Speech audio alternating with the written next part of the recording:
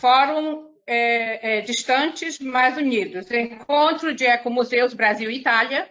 Os ecomuseus e museus de base comunitária, italianos e brasileiros, reúnem-se para trocar experiências e ideias sobre o presente momento de isolamento forçado pelo Covid-19 e os possíveis cenários de sua reabertura no pós-pandemia. O que fizemos até agora? Qual o papel dos museus voltados para temáticas ecológicas em tornar permanentes as mudanças positivas desencadeadas pela crise do desenvolvimento integral e do equilíbrio ambiental? Gostaríamos de abrir uma discussão ainda além do tema da reabertura das estruturas. Que tipo de apoio os ecomuseus, em período de pandemia, podem dar ao contexto em que operam? Que propostas? Por onde começar? Que cenários a propor? E, novamente, como ser humano nessa situação e como valorizar os princípios e os valores democráticos. Obrigada. E, ao finalizar, eu quero agora registrar os nossos agradecimentos da ABRENC aos organizadores do evento, agradecer a proposta e a parceria com a rede italiana, a Raul Del Santos, especialmente. Agradeço também ao Ig de Barrini, o nosso mestre e sempre colaborador da ABRENC, ao Alberto Garlandini, que também já conhecemos e que consideramos um grande amigo. A todos, brasileiros e italianos, desejamos um feliz encontro com muito sucesso para todos. Muito obrigada. Appunto il momento di Gabriel Braz de Oliveira, dell'Ecomuseu del Sepetiba. Farei uma breve apresentação sobre o Ecomuseu de Sepetiba. O Ecomuseu de Sepetiba ele foi fundado em outubro de 2009. Né? Ele tem como objetivo construir coletivamente a valorização e a preservação do bairro de Sepetiba, né? Que se encontra localizado na cidade do Rio de Janeiro, mais precisamente aqui na zona oeste da cidade do Rio de Janeiro. Ao organizar e participar de eventos sobre conscientização ambiental e sobre educação patrimonial, nós também buscamos trazer maior visibilidade ao território do qual esse ecomuseu comunitário pertence, logo o bairro de Sepetiba. Nós também promovemos ações educacionais e passeios com as escolas locais.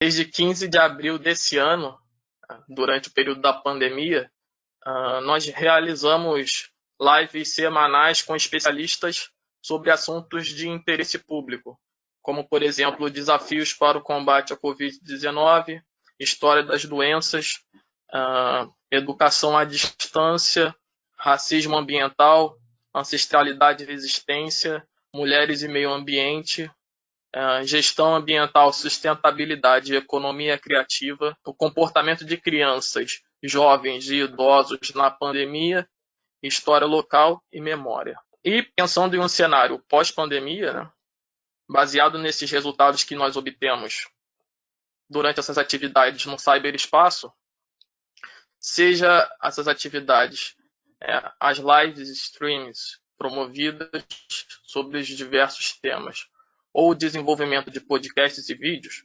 pretendemos, num cenário pós-pandemia, né, no contexto do chamado novo normal, que nós mantenhamos, né, essa linha de atuação virtual, entretanto, retomando as atividades que sempre nos marcaram, né, que está relacionada à educação e à conscientização ambiental, à educação patrimonial, o engajamento da comunidade local e a articulação entre esses projetos e iniciativas existentes no território de Sepetiba.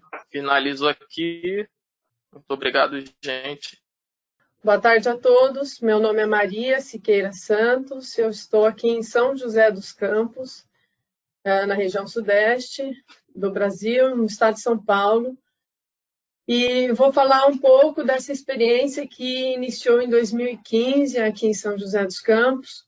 Na realidade, já vinha mais tempo com o Centro de Estudos da Cultura Popular, que é uma instituição que já faz a gestão do Museu do Folclore, aqui desde a década de 80, e que em 2015 começou a executar esse projeto de um mapeamento cultural, uma atividade até interligada, interrelacionada ao próprio Museu do Folclore. E começamos uma série também de encontros e atividades culturais no bairro Campos de São José, leste de São José dos Campos, um bairro grande para a cidade, para o contexto da cidade, com cerca de 10 mil moradores.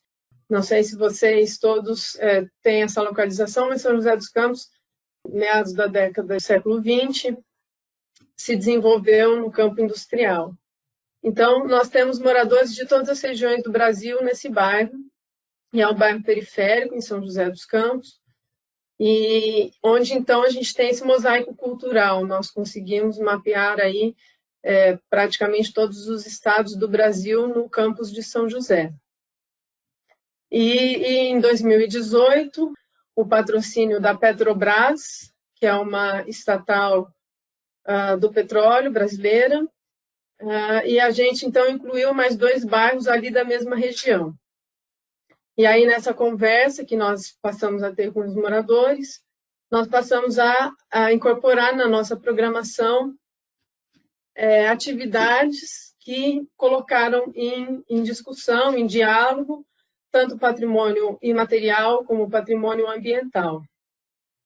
Que nós, então, começamos a trabalhar no suporte, na promoção e no apoio da construção de hortas comunitárias em espaços públicos, uma construção, uma manutenção de uma agrofloresta, porque esse bairro ele fica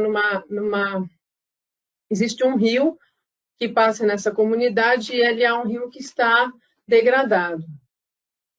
No momento, nós estamos sem um recurso de financiamento, então as atividades da equipe do Ecomuseu elas estão suspensas, mas continuamos fazendo esse trabalho de captação de recursos para poder fazer a manutenção das atividades e do apoio que ainda é necessário para as hortas, porque elas não são rentáveis por diversos motivos, um deles pelo tamanho ainda, então é um consumo doméstico, e nesse momento nós continuamos fazendo trabalhos de articulação de parceiros para que eles continuem realizando as atividades, especialmente com o setor do meio ambiente da Prefeitura de São José dos Campos, mas também com universidades locais.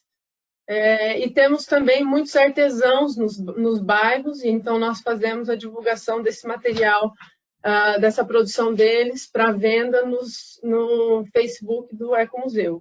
Para o futuro, para o futuro tão perto e tão nebuloso ainda, nossa proposta é continuar no passo que a gente já vem vindo, que é de usar esses espaços públicos ociosos que existem nesses bairros, nos bairros periféricos no Brasil. Isso é muito comum, espaços ociosos que se tornam espaços de descarte de material, de lixo, enfim, para produzir esses alimentos saudáveis, E aí a gente traz a referência das ODS, que aqui nós chamamos de Objetivos do Desenvolvimento Sustentável, retomando aí a Agenda 2030. Também o empoderamento comunitário na gestão dos resíduos sólidos e continuando o trabalho de reconstrução, de produção nessa agrofloresta que fica no campus de São José. Bom, fico por aqui para não tomar muito tempo de todos. Obrigada. Meu nome é Viviane Valença, sou museóloga do Ecomuseu Ilha Grande. Atualmente coordeno um dos museus, que é um dos núcleos, que é o Museu do Cárcere, e desenvolvo pesquisas também sobre a formação de ecomuseus no Brasil. O Ecomuseu Ilha Grande, ele é localizado no estado do Rio de Janeiro, no município de Angra dos Reis, especificamente na Ilha Grande, e que tem mais ou menos uma extensão de 193 km², e é constituído de 15 comunidades com suas diferentes especificidades. O Ecomuseu Ilha Grande é uma instituição vinculada à Universidade do Estado do Rio de Janeiro, a UERJ, e por isso também é considerado um museu universitário. Foi iniciado em 99, sua iniciativa, Em 2007 foi criado oficialmente e foi inaugurado o seu primeiro núcleo em 2009. O Ecomuseu Ilha Grande ele é composto por 4 núcleos. O Museu do Cárcere, que trabalha a questão da temática de memória prisional da Ilha Grande, trazendo temas como liberdade, direitos humanos. O Museu do Meio Ambiente, que trabalha a questão da biodiversidade da Ilha Grande, a fauna, a flora, a cultura tradicional caiçara que ali vive. O Parque Botânico, que desenvolve pesquisa e produção de mudas nativas da Ilha Grande. E o Centro Multimídia, que trabalha numa perspectiva de acervo digital e midiático, a partir de novas tecnologias também para museus. A missão do Ecomuseu Ilha Grande é incorporar a comunidade como sujeito do processo de conservação e desenvolvimento sustentável desse território, por meio da preservação, pesquisa, valorização e difusão da história, memória, cultura e identidades locais, bem como do patrimônio natural, material e imaterial, promovendo a reflexão e ação consciente. Essa missão ela foi elaborada em conjunto com a comunidade e seus parceiros, e por isso é densa, tentando contemplar as necessidades e especificidades de cada comunidade. Os núcleos são abertos à visitação pública e gratuita. O Ecomuseu desenvolve diversos projetos e atividades em parceria com as várias comunidades da Ilha Grande.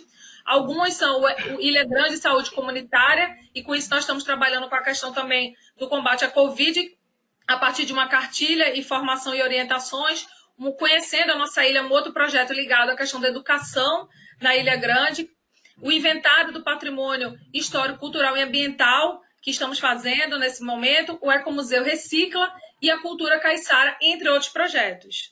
Sou Gelson Rosentino de Almeida, sou coordenador-geral do Ecomuseu Ilha Grande. Bom dia e boa tarde a todos.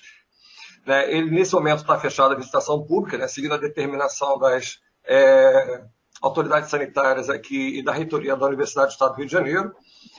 Mas então estamos trabalhando bastante, com muita atividade, atividades presenciais a partir da nossa equipe que reside em Vila dos Rios, fazendo a manutenção dos espaços expositivos, a limpeza, capina do Parque Botânico, molhando plantas e, enfim, cuidando da vila e da comunidade a qual pertencem.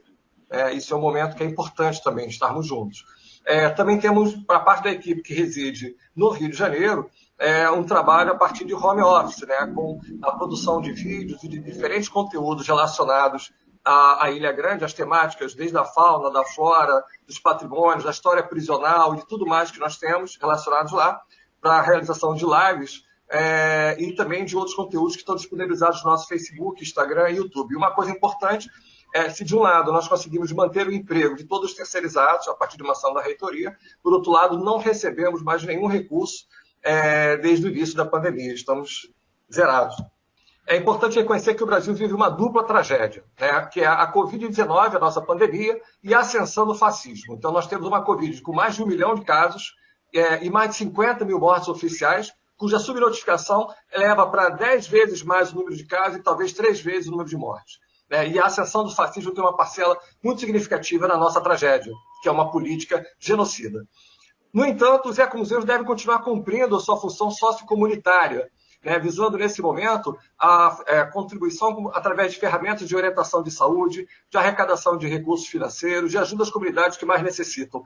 É isso que nós temos feito, buscando contar com a coletividade, com a resiliência e a resistência das próprias comunidades na superação dos problemas atuais e perspectivas futuras. Até porque os museus, na sua grande maioria, especialmente os comunitários, enfrentam, ao lado das deficiências estruturais, maiores dificuldades decorrentes dessa conjuntura. Todavia, acreditamos que há esperança, justamente pelos nossos laços comunitários, que esses museus possam sobreviver e manter as suas atividades de forma solidária. Não é e não será simples, mas é necessário transformar a crise em oportunidade. Não existe fórmula pronta ou manual de instruções. Cada museu deve encontrar o seu caminho, o seu jeito, ousar ser criativo, fazer bem o que sabe e, principalmente, ser solidário. É isso que pensa o Ecomuseu Ilha Grande nesse momento. Obrigado. Graças a todos. Prazer participar deste evento. Me chamo Gal, vou falar do Museu Vivo Cândido Ferreira, que tem a sua sede em uma área de preservação ambiental em Campinas. E tem como frase guia convivência e cuidado digno em liberdade e na diversidade humana. O museu nasceu das entranhas do Serviço de Saúde Dr. Cândido Ferreira, uma instituição filantrópica de saúde mental conveniada ao Sistema Único de Saúde Brasileiro, SUS, e que hoje possui 20 unidades em diferentes bairros de Campinas, 7.000 usuários e 950 trabalhadores. A instituição foi fundada em 1924 como um hospital psiquiátrico. Em 1990, tendo como pano de fundo a Constituição Brasileira de 88, o movimento da luta antimanicomial e a reforma psiquiátrica brasileira, que tanto foi inspirada na reforma psiquiátrica italiana, decide enfrentar os paradigmas manicomiais. Assim começou o processo de transformar a assistência aos usuários, fechando alas e abrindo em diferentes territórios serviços e dispositivos de produção de vida, tais como residências terapêuticas, centros de convivência, oficinas de trabalho e renda, consultório na rua, centros de atenção psicossociais, ateliês e vivências de arte, música, dança, teatro, esportes, matriz de cultura africana, rádio comunitária, práticas integrativas, rodas de conversas e um jardim botânico. Quanta coisa! Ou seja, para acabar com o manicômio, foi necessário abrir uma diversa rede onde cada um pudesse estar com seu corpo, sua voz e sua poesia. Em 2016, a instituição participa de um evento de museologia social com Mário Chagas e, no contato com a nova museologia, se apropria de seu patrimônio integral. Finalmente, em 2018, tendo como pano de fundo o descredenciamento oficial e simbólico da instituição como hospital psiquiátrico, fechou, a Fundação Museu Vivo Cândido Ferreira como ponto de memória. Temos nos debruçado para desenvolver estratégias para continuarmos afetivamente próximos e, com isso, aumentar a nossa resiliência coletiva. Contamos neste e em outros momentos de crise com uma importante rede intersetorial nas parcerias com a assistência social, a educação de jovens e adultos, a cultura e as associações de bairro e da sociedade civil. Não estamos sozinhos. Algumas ações: distribuição de cestas básicas e máscaras de proteção, acolhimento, práticas integrativas e atendimento presencial e à distância, vídeos e lives nas redes sociais, distribuição de materiais artísticos em domicílio, e já temos no horizonte uma exposição de arte. Ações de geração de renda, como a produção de alimentos na horta orgânica. A horta, assim como nós, tem que estar forte e viva. Nosso maior patrimônio são as pessoas e as nossas relações no cotidiano das 20 unidades. Então, assim que possível, vamos fazer rodas para compartilharmos os dissabores e as potências de nossa comunidade durante a pandemia e celebrar a vida. Olhar mais para os nossos recursos integrais, desejando apostar no viver um modo de vida cada vez mais justo e pleno. Para finalizar, o Museu Vivo Cândido Ferreira deseja dizer para a rede de ecomuseus do Brasil e da Itália: estamos juntos nesta pandemia, há um presente e haverá um futuro com muita vida, convivência e arte.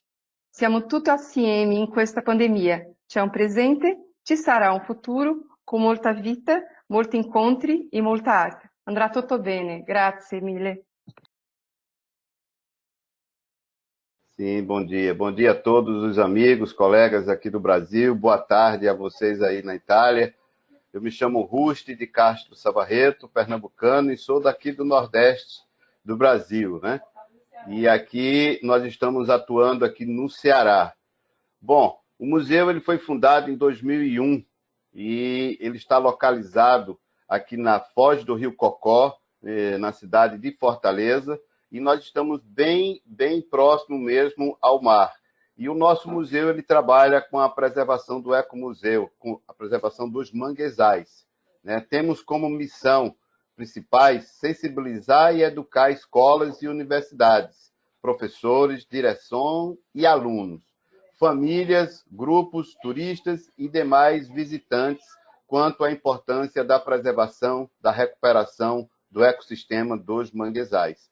Fazemos parte, enquanto conselheiros, do Conselho Gestor do Parque Estadual do Cocó, onde nós estamos localizados, né? Fazemos parte também da APA da Sabiaguaba, através do Conselho da Prefeitura de Fortaleza. E somos também representantes do Ceará junto à rede Unimar, União Nordeste pelo mar, e cofundadores da RENAMAN, Rede Nacional de Manguezais, sendo o mangue o responsável por vários serviços, né, como todos sabem, serviços ecossistemas, dentre eles o serviço de regulação, como controle de enchente, de secas, de degradação dos solos e de doenças, serviços, né, de suporte com a formação de solos e os ciclos de nutrientes, e serviços culturais, como recreação, valores espirituais, religiosos e outros benefícios materiais.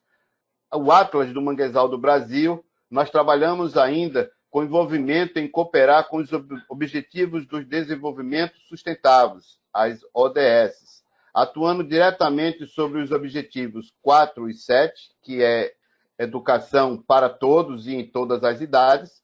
Nós temos também o objetivo 1.4, que é a salvaguarda do patrimônio material e cultural, e temos o objetivo 13.3, que é a conscientização às mudanças climáticas, e o 14.1, prevenir e reduzir a poluição marinha, e o 15.2, que é a recuperação das florestas. Quanto às respostas, que tipo de apoio e o período na pandemia o nosso museu está trabalhando, nós trabalhamos com a distribuição de cestas básicas através da associação, da Ânimos, Associação da Comunidade. Nós criamos e desenvolvemos lives, sendo ela para todos os segmentos, e também produzimos videoaulas, exatamente para os alunos que não podem ir para a sala de aula. Nós criamos videoaulas junto à Secretaria de Educação do Estado, como também na produção de textos acadêmicos. E não colocamos aí, mas a gente atuou também na aquisição de ração para animais abandonados aqui na praia, como gatos, cachorros e outros.